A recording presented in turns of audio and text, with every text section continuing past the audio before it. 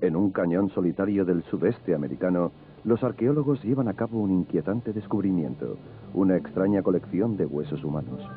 Son unos huesos que tienen el aspecto de que la carne haya sido recién cocinada y devorada. Son los restos humanos de primitivos americanos que vivieron aquí hace miles de años. ¿Se hicieron caníbales o solo es un mito del que hablan los investigadores, antropólogos y naturalmente Hollywood? Soy John Rhys Davies. Acompáñenme en este estudio del mito y realidad del canibalismo en el sudoeste de América, a continuación en arqueología.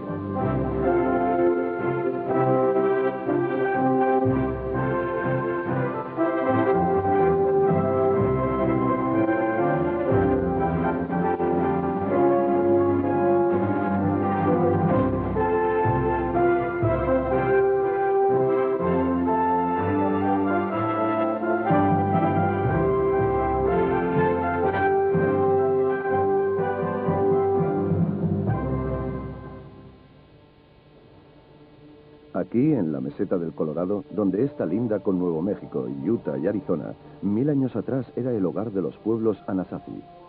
Y aquí, por primera vez, fue donde se encontró esta extraña colección de huesos humanos que indicó la posibilidad de que existiera el canibalismo. Recientemente, el arqueólogo Tim White los ha analizado. La colección Mancos se compone de 30 personas aproximadamente, niños, mujeres y hombres. Sus restos se hallan extremadamente fragmentados. Han sido explotados en demasía debido a la necesidad de alimentación. Estos son indicios de canibalismo. El canibalismo es una idea que atrae a muchos arqueólogos. A fin de conseguir publicidad para sus investigaciones o para conseguir oyentes y seguidores de sus tesis, están aparentemente obligados a afirmar que su emplazamiento y sus descubrimientos muestran indicios de canibalismo. Creo que han caído en la tentación. ¿Es por tanto el canibalismo una irresistible tentación?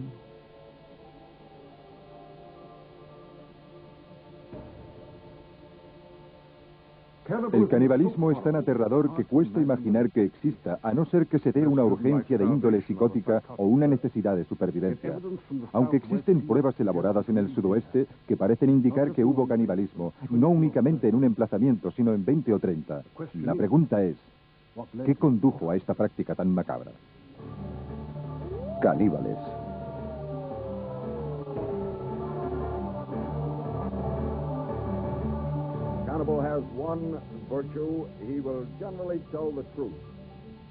En este documental de 1956, los habitantes de las islas del Pacífico Sur quedan retratados como caníbales salvajes.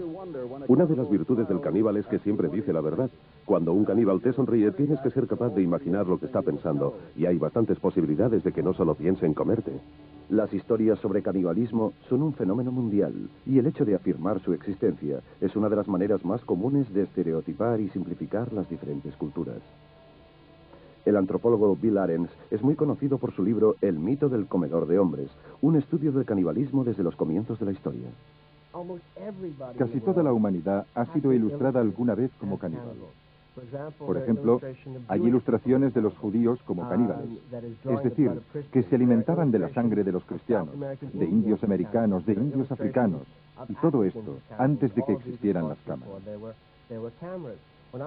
Cuando investigaba en un pueblo de África, todos los lugareños creían que yo era caníbal. No había ni una prueba que lo demostrase, pero ellos lo creían. Y me enteré de que se pensaba que los blancos y todos los europeos eran caníbales. En el reseco e implacable desierto del sudeste, 1000 años antes de Colón, los campesinos americanos primitivos cultivaron maíz y desarrollaron una cultura muy particular conocida como Anasazi, o la cultura de los antiguos. Los Anasazi construyeron estas estructuras espectaculares. Eran viviendas de 200 habitaciones erigidas sobre estos precipicios con unas torres de vigilancia de 3 pisos y unas cámaras ceremoniales o kivas como las que todavía se usan en los pueblos. El arqueólogo Jack Smith estuvo excavando aquí, en Mesa Verde, Colorado, durante muchos años.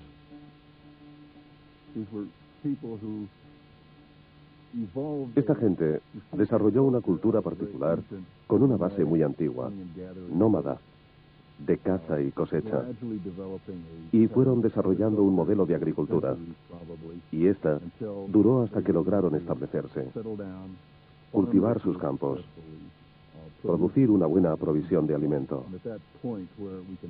Y una vez que se les puede llamar campesinos, ya podemos considerarlos Anasazi. Los Anasazi dejaron esta meseta 2 siglos antes de que llegaran los españoles. Nadie sabe por qué. Pero, aunque estos emplazamientos hoy están vacíos, los habitantes no desaparecieron. Algunos creían que se habían trasladado a Río Grande y a otros valles, lo que hoy es Arizona y Nuevo México, donde construyeron pueblos como los de los Taos, conocidos mundialmente por su arquitectura, su cerámica y su joyería. Las obras de arte de los ceramistas y orfebres nativos americanos están muy buscadas por los turistas y los coleccionistas.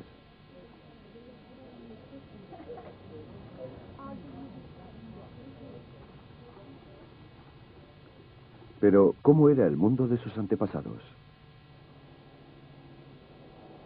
Cerca del Valle de los Mancos se halla la Reserva Ute. Está llena de ruinas y de cementerios Anasazi. Terry Knight, un jefe sol de la tribu Ute, la cual emigró aquí hace solo unos siglos, nos habla de esta tierra. Estamos en plena tierra Anasazi, sentados probablemente en una torre de vigilancia o de control. Esta tierra es casi la misma que antes, cuando estaban los Anasazi, cuando esta torre estaba llena y existía la agricultura aquí, al lado del río. En 1973 se llevó a cabo una excavación en un pequeño pueblo cerca del río Mancos. Se descubrió una extraña colección de huesos humanos que pertenecían a 17 adultos y a una docena de niños por lo menos. Se despedazaron en pequeños fragmentos y se vio que mostraban señales de haber sido quemados. Más tarde se descubrieron unos 12 emplazamientos parecidos con el mismo tipo de huesos esparcidos por la tierra.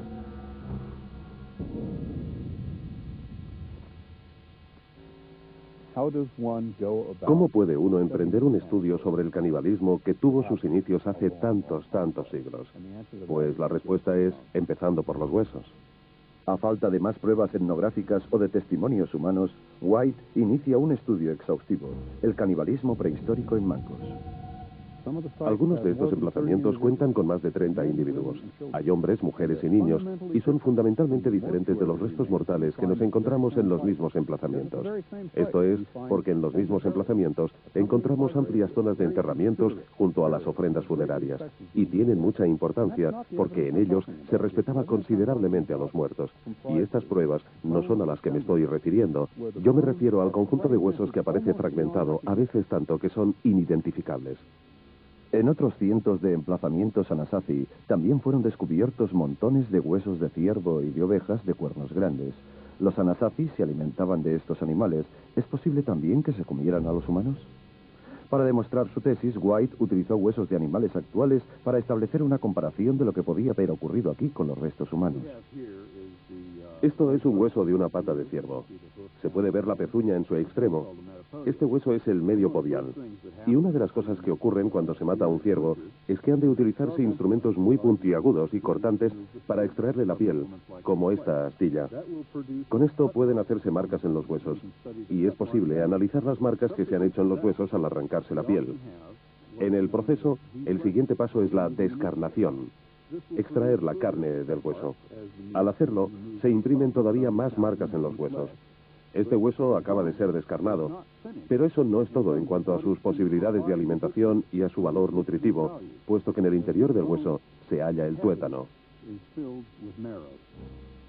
Cuando White estudió los huesos humanos de Mancos, descubrió que había marcas y erosiones, al igual que en los huesos de los animales descarnados.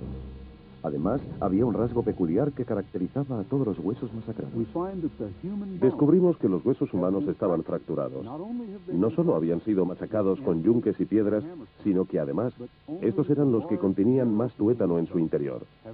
Y los huesos pequeños y delgados, aunque eran mucho más frágiles, quedaron intactos. Todo esto indica que los que machacaban los huesos ya sabían que cuando el diámetro no alcanzaba una cierta medida, el hueso no tenía valor nutritivo. Pero si el hueso es suficientemente grueso y la cavidad de la médula suficientemente amplia, el valor nutritivo es alto. Entonces el hueso es indudablemente fracturado.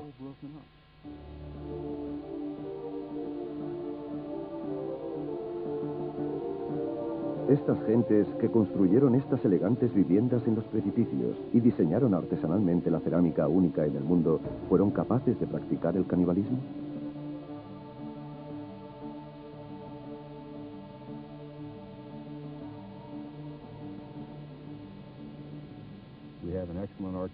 Aquí en el sudoeste disponemos de unos testimonios arqueológicos excelentes. Contamos con sus viviendas, sus cementerios, las huellas de su cultura y tenemos 20 o 30 acontecimientos aislados muy poco comunes. He conseguido componer un cuadro junto con otros científicos que estudian lo mismo que yo. Un cuadro del proceso de modificación del hueso humano, que es el mismo que el proceso animal, y que nos demuestra que una de las cosas que se produjo en el sudoeste fue el canibalismo. Creo que es imposible demostrar que aquí hubo canibalismo. Solo puede comprobarse que los huesos se hallaban en un estado determinado. Y si no somos capaces de decir qué es lo que la gente hizo exactamente para obtener huesos de este tipo, no creo que sea inteligente llegar a la conclusión de que estas gentes eran caníbales. En realidad, no sabemos lo que estaban haciendo. Respecto a esto, creo que a pesar de que Tim White es muy perfeccionista en sus estudios de literatura y en sus análisis de los artefactos, creo que se ha dejado seducir por la idea de canibalismo. Para él, ha sido inevitable llegar a la conclusión de que estas personas eran caníbales. Creo que esto es así, porque si no afirmara la teoría de que eran caníbales, no habría teorías nuevas. Las noticias escabrosas siempre venden. La arqueología no se basa en las pruebas. La ciencia de la arqueología se basa en la deducción. Trata de cómo utilizamos los testimonios, cómo los interpretamos y cómo deducimos a partir de estos los hechos que se produjeron siglos atrás.